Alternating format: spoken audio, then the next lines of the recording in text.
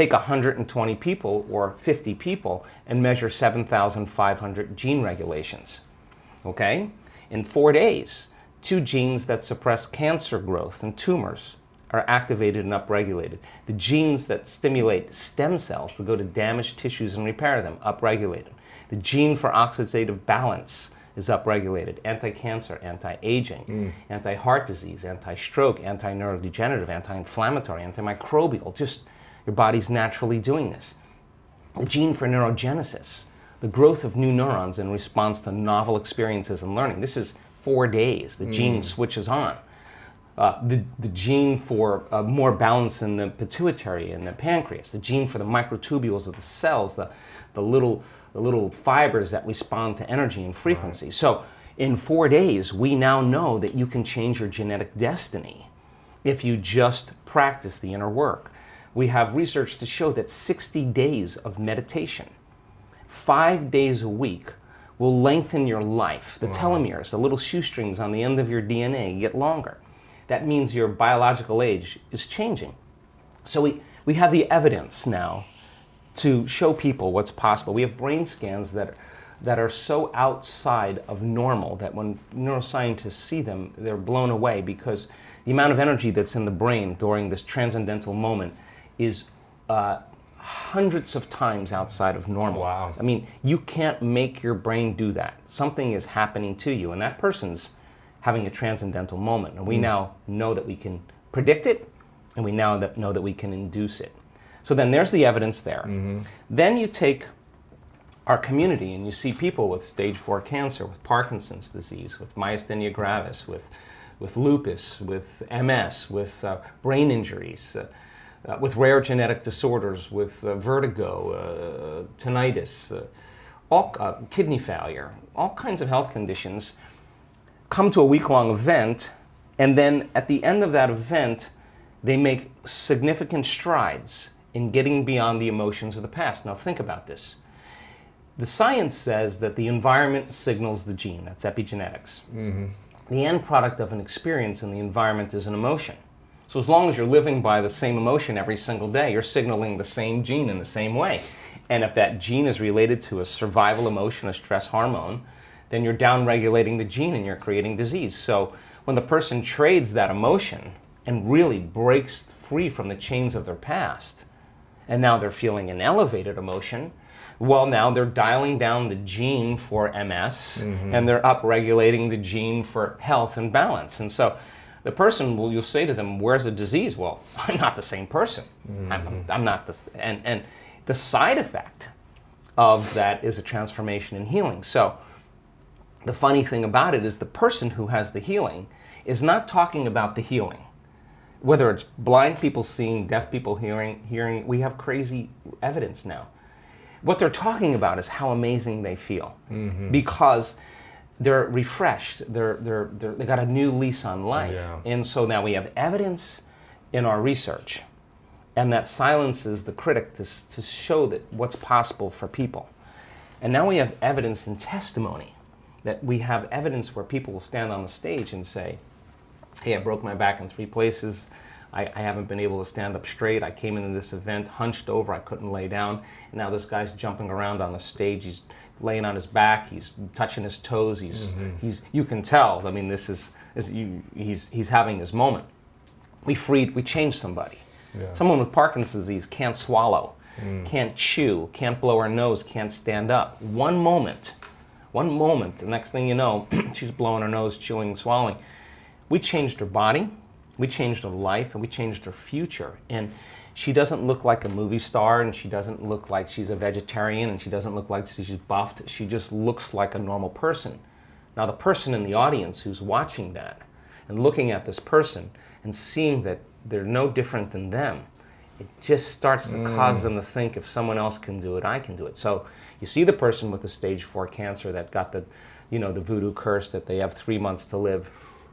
And now they have no evidence of cancer in their body, and they're standing on the stage telling that story, and somebody in the audience is checking her out going, I have the same condition, and if she can do it, I'm going to step right in that footprint, and I'm going to do it the way she did it. And all of a sudden, you start seeing this change in the community in a week-long event, because once there's a breakthrough, right? I mean, it's like a 4-minute mile. It's in the field, you know? But it's not only in the field, you're seeing evidence in three-dimensional reality. And evidence is the loudest voice right now. And so people don't want to see talking heads. Anybody can see it on the internet. Information is readily available. What they want to see is evidence. And so when you have evidence in the scientific realm, and then you have evidence in a community of people, and you're not doing anything that's so extreme that excludes anybody. It's inclusive, and we're using science as the contemporary language of mysticism. It is science that's going to demystify the mystical. If I talk tradition, culture, religion, any of those things, spiritual principles, people are going to shut off. You're going to divide an audience. But science creates community. Right. So by building a scientific model, I don't subscribe to any type of meditation, because I look at the evidence of what we've gathered in, let's see, by applying this formula, to what extent can we prove to human beings how powerful they really are? And I think that has become something that has mystified me, because when I see blind people seeing in our workshops, I have to tell you that I'm more surprised than anybody. I'm standing up there shaking my head, and we have great evidence. This, you know, one woman was, she's a nurse, and one day she just wakes up and she's got a blind spot in her eye. She can't see in the lower left-hand quadrant of both eyes, 6 o'clock to 9 o'clock. Wow. She's a nurse. She goes to see her colleagues. They do a scan, stroke on the optic nerve, and now she's legally blind. She can't drive her car. She runs her own company. She can't run her company. She can't type. She can't use the computer. She's compromised in a big way. Now, with a stroke, you have 2 weeks, really. That's the window. And if nerve cells are going to come back online, it's going to be those first 2 weeks. Wow. If they don't come back, the prognosis is live with it. Whether you have paralysis or whatever, that if a stroke causes brain damage in usually 2 to 3 weeks, you don't see much change. So they gave her the prognosis. You have to learn to accommodate and live with it. And so she wasn't satisfied with that answer, and she goes to one of her dear friends who's a physician, and the physician says, go check out the Dispenza guy. And she says, why don't you come with me? So they come to our event in Brighton in the UK. Was together. this within the 2 weeks, or was this later? Do you know? Oh no, this is a year later. Wow. This is a year later. And so it's supposed to be irreversible at that point. And so she comes to the event, and she comes to the event for 2 reasons. To listen to this, to learn how to live with her handicap. That's the extent of what's possible. And have more more peace. And, and then create a nonprofit to help people. Those were her 2 things. So somewhere in the middle of the event, it occurs to her that she could actually possibly heal her eyes. So she goes for it. She lays down after one of the meditations we lay down at the end, and all of a sudden, like in her head, she starts feeling this heat and this crackling sensation. Now, you have one of 2 options when something like this happens. You get scared. You get scared. It's the unknown. You contract, and your brain goes into high beta, and you disconnect. Something's wrong. I'm hurting something. Yeah, I'm having another stroke, whatever. Or you surrender and relax into it. Yeah, you go in. Yeah. And she let go, and she had the most incredible experience. She laid there for the longest time, opened her eyes, and she said it was like the lights came back on. She said, I could see completely. We sent her for a scan. The Monday morning after that week-long event, the scan that had the left lower quadrant on both eyes from 6 o'clock to 9 o'clock was black. The post-scan, there isn't one black spot anywhere on her eyes. Because she'd already done a scan a year prior. Yeah. She had the scan. So we'll give you the evidence, but that is not natural. Wow. That's not normal. But how do you explain that in conventional science? I mean, the truth is that we have incredibly powerful innate qualities for regeneration and healing once you hit that button. So then she stands in the audience and gives her testimony.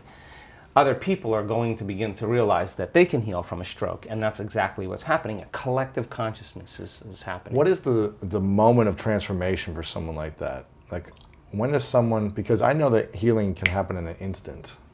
So what's the thing that triggers that instant for someone to go from disbelief to belief, and it actually transforming them in the physical body?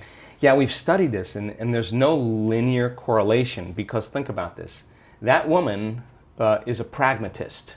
She knew nothing. She wasn't spiritual in any way. She just read my books and then started practicing the meditations. Now, she was practicing those meditations for months before the event because she wanted to come and be fully prepared for it, yeah. right? So from the outside, you see this one moment. Yep. But what you don't see is the number of times she worked in overcoming herself and getting beyond whoever she is and getting into that place where she's far enough outside familiar territory, neurologically, chemically, genetically, that all of a sudden she connects to clicks. this. She connects. She starts connecting to that invisible field called the quantum field, and you can't connect as your body. There's nothing physical to connect to there. Yeah. You have to get beyond all your associations. You know, it's interesting. I think I might have talked to you about this last time. That I grew up in a religion called Christian Science that talked a lot about this. Mm-hmm. You know, it was embedded in my mind that I'm a spiritual being and that I can never be physically hurt. Like, I'm not a material body, that there are no accidents, that there's no injury. And it was always embedded in my mind that I can never be physically harmed, or I can be instantly healed. And so my entire childhood, I had all these incredible healings quickly. Mm-hmm. And I witnessed it all the time from other people, and everyone was always like, how is this possible? Yeah. So I don't know if this is something I was practicing, you know, in a different way as a child, but it's always fun for me to come back around now. Even though I don't practice that religion necessarily anymore or go to the church, I still believe the same fundamental principles that I hear you talking about in a more scientific way. It's a good belief to have. Yeah. And you program children you program your children that the body has an innate capacity to heal. Yeah. And all of a sudden, you're less reliant on something outside of you to make something go away inside of you. Medicine or something else. Whatever it is, shopping, video gaming, everybody's relying on their outer world relationship to change their inner state.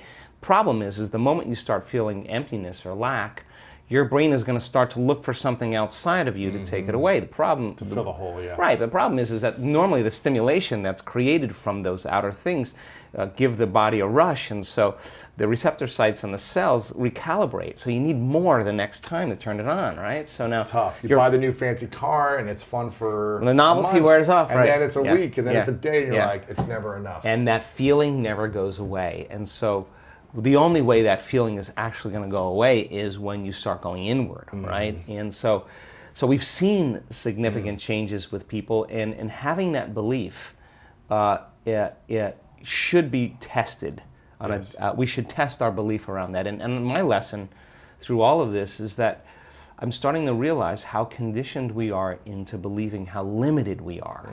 And as you start peeling those layers away, and you break through those beliefs, those self-limiting thoughts and emotions, on the other side of that is where the miraculous happens. So you got to be willing to be in that place of discomfort long enough to reorganize order and begin to create more coherence. And then all of a sudden, you get this recalibration that goes on in the brain and body. And then the extent of that is that the ultimate thing is you start to see feedback in your life, those synchronicities, those coincidences, those opportunities. You're scratching your head going, everything's falling into place. Hey, I'm in the right place at the right time. Everything I think about just comes to me. Because your energy is synchronized. Look, I mean, when you have coherence in the brain and heart, you have a laser of energy, and it could read information much better. You're living in stress, and your brain is shifting its attention from one person to another problem, to another thing, to another place to go. Each one of those things, there's an assignment of neurological networks in the brain. So the arousal of the stress hormones drives the brain into this high frequency, and you're trying to control and predict everything in your life. And your brain circuits are firing like a lightning storm in the clouds. when your brain's incoherent, you're incoherent, and you don't have a signal. You don't have a Wi-Fi signal. You're not connected to the field. How could you connect to energy and information if your signal hasn't become orderly? So that when people synchronize their energy into coherence, they can synchronize to a possibility in the future, and the synchronicities that are feedback from the environment are just a reflection of your energy. And that's the universe saying, follow the breadcrumbs, do it again, follow it again, do it again. And now all of a sudden the person's not waking up in the morning like, oh, I gotta meditate now to create my future. They're kind of going like, I'm getting out of bed because I don't want the magic to end, right? They want to sustain that state so that the old reality that they've lived in begins to transform into something new, and because there's no longer a vibrational match with everyone and everything in their past, present reality, there's a vibrational match to their future, and now their future is starting to give them signals. If you want to learn more about how to master your mind, check out this next video right here. So when people begin to disengage and get beyond themselves, you are at your absolute best when you get beyond yourself. And getting the person to that point.